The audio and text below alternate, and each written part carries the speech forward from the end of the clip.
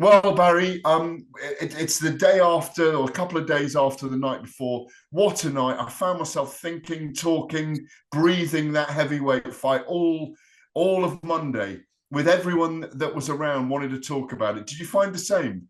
I did, yeah. I think, as yourself, we've been to some of the best and biggest and most exciting fights in the last 20 plus years, and that was up there with them. It really was. That was one of the best heavyweight fights I've been to live. And when I think back to all the fights, the heavyweight fights I've seen, that takes some doing. It really does. It was enthralling.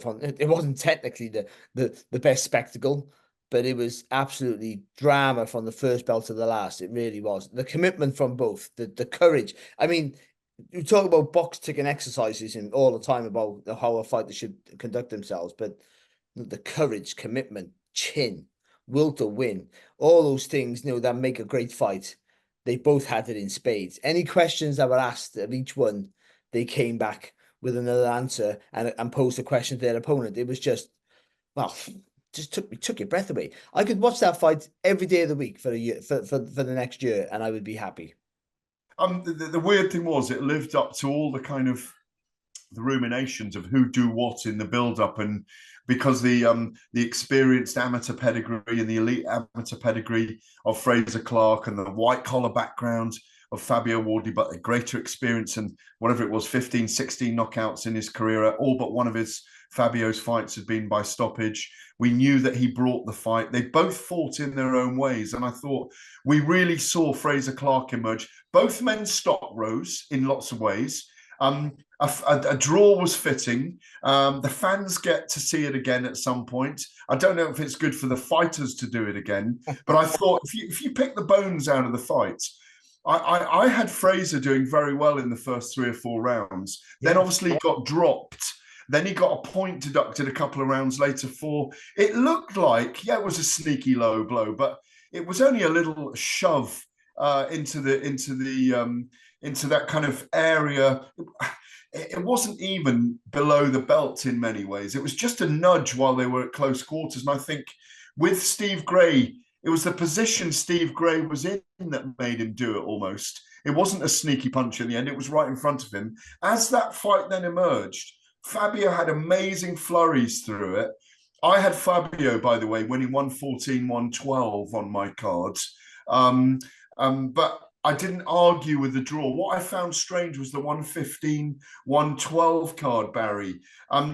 Because if with those 2 points deducted, that made it 117-112, which was an odd one for me. Because I didn't see a 117-112 fight. That differentiation anyway. I would say I had Frazer Clarke winning by a couple of points. So I would, without those points, I have it wider again for Clarke. So I see it from a different perspective from you. Right. So that low blow, I know where you were sat and when it happened, and Fabio's back's to you. I think where you were sat, I was adjacent to you, so I could see that punch clearly. And even though it doesn't look low, it was low. And also, what people don't understand about referees, they don't have to make a big signal for a warning. They don't have to warn you 3 times for take a public warning, and they can warn you as many times as they want. They can take as many punches as they want. Everything's in their under their discretion. Whatever they want to do, they can disqualify you for looking at them funny if they want to. They won't work again, but they're in charge in that ring, so they can do whatever they want when they want to do it. But I thought Frazer won that round. So it was a 9-9 for you. So it's not a 10-8 round. Yeah. That's and I mean little things like that make a big difference when you get to the end of the 12 rounds, of course. Absolutely. I agree with you. I gave that round to Fabio. I gave that as a 10-8. There you go. So that gives him a 2-point. So that's 4 points in 2 rounds already. Yeah. And that's why you had them a win. And I wouldn't argue with that. It was that sort of fight. I think the draw turned out to be the perfect scenario for the guys, because they both deserved a bit of credit for it, and also for us fans, because we do get to see it again. And I hate draws quite often because it's like, there's no conclusive winner. But in a fight like that, selfishly, you're happy to draw because they know they'll be forced to fight again. I agree with you though. The first 4 rounds, I thought Frazer Clarke's jab was fantastic. He had no telling it. He was just pushing straight from the shoulder, and Fabio was having to throw that right hand from too far out and missing wildly. But Fabio Wardley is a guy who will commit to everything he does, and in the end, he will get success. He will get some rewards from that. What he didn't really bank on was how well Frazer Clarke could take a shot. Oh my God. Like the unbelievable. And there's not even talk about Fabio Wardley yet, how resilient he was for some of the uppercuts he had to take all night. But Frazer Clarke got hit with clubbing right hands, didn't blink. Every time he got caught with a decent shot, that amateur schooling came in. He took half a step back, kept his hands up, kept his shape, and then worked beyond the jab. And usually when Fabio hits you, you lose your shape a bit, and that's what, and because when he hits you with a good shot, 4, 5, 6 more punches are coming.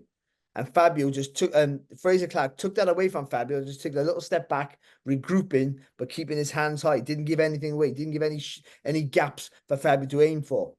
But ironically, when Fabio throws a 1-2, he throws that right hand, he loops it over the guard. It's a good shot, it's very effective. The knockdown was a straight shot. Yeah.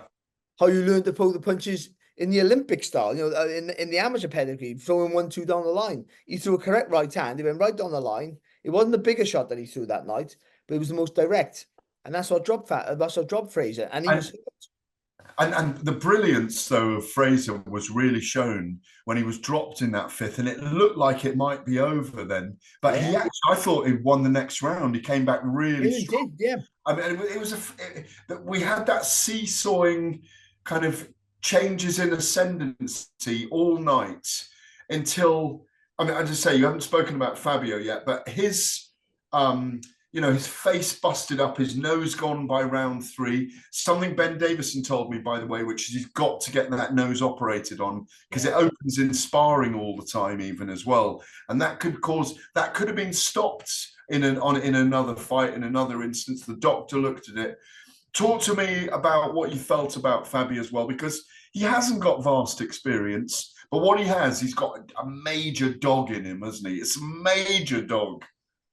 He's the most, and I say this, and please, I'm going to mention Nigel Benn. I'm not comparing him to the great Nigel Benn in ability or where he ends up in his career, but he's the most instinctively reactive fighter since Nigel Benn. And I say that by, if he hits you with a good shot, every time Nigel Benn caught you with a half decent shot, he went for you. Like he thought, I've hit you, you're done, I'm going for you. He committed to everything. Fabio's the same. Once he hits you with a jab, he throws a kitchen sink at you because he thinks if I can land, I can get rid of you. And the ferociousness in his work is what's got him where he is today. What's got him to become a British champion. Also, and this is more like Nigel Benn, when Fabio's hurt, his first thought is to fire. No, you can't teach that. Actually, You don't want your fighter to be like that. You want your fighter to do what Frazer Clarke did and regroup. That's the most intelligent, clever thing to do. That's what gives you longevity. That's what wins you fights. What gets you into trouble and gets you knocked out is what Nigel Benn does, is what Fabio Wardley does. But within that is what gets you a great fight. Within that, reacting that way, being offensive when you're in trouble, when you can't think straight, is what gets you those great wins. It's what made Nigel Benn a great fighter, of course. It's what made him beat fighters who were technically better than him. And Fabio has that in him. And I haven't seen it that clearly since Nigel Benn. Fabio already has the same dog in him, as you say, that Nigel Benn has. He will fire. I mean, he was exhausted from round 4 on Fabio Wardley.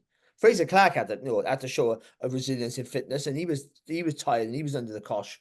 But Fabio was knackered. And I tell you something about having a cut over your eye, over your nose, or any cuts, any facial damage.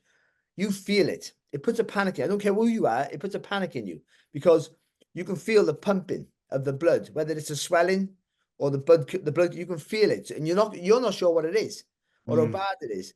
He never fidgeted with it once. Usually, you'll dab it a cut with your glove. He did once. He did once, by the way, in the neutral corner. He did have one flick at it late in the fight. And it was almost like, oh, I wonder if this is going to be it for him now. He did. He had a little paw at it, and that's a very good point because it was finally bothering him. Yeah, but he still never deterred him though, and that's amazing from his game plan. Because this is the way I fight. This is what I have to do. Yeah, and I think some of the flaws in how you learn to box conventionally were exposed a little bit from Frazer Clarke, certainly in the early rounds. But the commitment from the two in the end just made it a great fight because ultimately, when they both got tired, they had the fire. That's all they could do is throw punches. Yeah. And that's what made this such a great fight in the end. Well, but also we were on the edge of our seats. Probably, I want to say the last 3 rounds because, and definitely in the last round, they had left so much in there. They didn't have enough to finish each other, either of them. Neither, because you were watching it thinking, if either of them lands the right punch now, it could be over.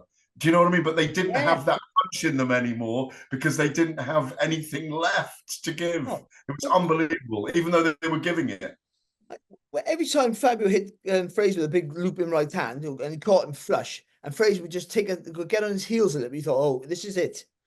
And every time Frazer caught Fabio with an uppercut, which was amazing because Fabio was looking, very rarely saw it. He was looking the other way quite often. And he'd get caught and they'd be in close. And Frazer would find a gap for that uppercut and just turn into it perfectly. And they rip the head back of Fabio Wardley. And I just think that's it. Their punches that put you on your knees. And then ultimately, because especially when you're exhausted, they're the sickening shots. So you just go, this is enough. I can't give any more. You know, I was waiting for that moment from either one. More Fabio actually than Clarke. Well, I just think I can't give any more. No, I've been there. I've been there where I got stopped on my feet. But I mean, and I kept getting up. But I mean, I was at the ropes getting pummeled by the guy, and I got stopped. And my corner threw the towel in, but I didn't fire back. I knew. I just fought my heart. I had nothing left. I give everything I had. But they were at that point by round 8. Yeah. Certainly Fabio. But he just keeps finding, again, that instinctive reactive fighter where he just keeps throwing until there's not a breath left in him. And it was just, I mean, it was, I'm talking about it now. I'm going to go and watch it again. Exactly. Just talking about it makes you want to see it again. It was a beautifully horrific fight to watch, if that makes any sense. It was beautiful brutality. It certainly was.